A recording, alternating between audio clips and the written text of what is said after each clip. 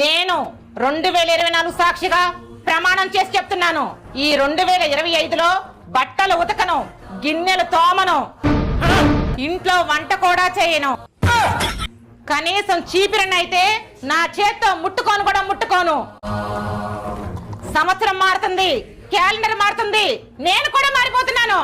నేను కేవలం ఎంజాయ్ చేస్తాను. ఒక్క సెకండ్.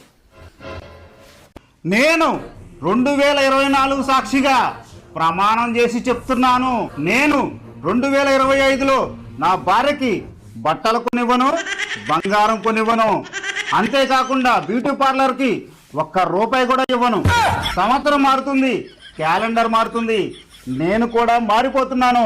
ఆ డబ్బుతో నేను ఒక్కడే ఎంజాయ్ చేస్తున్నాను.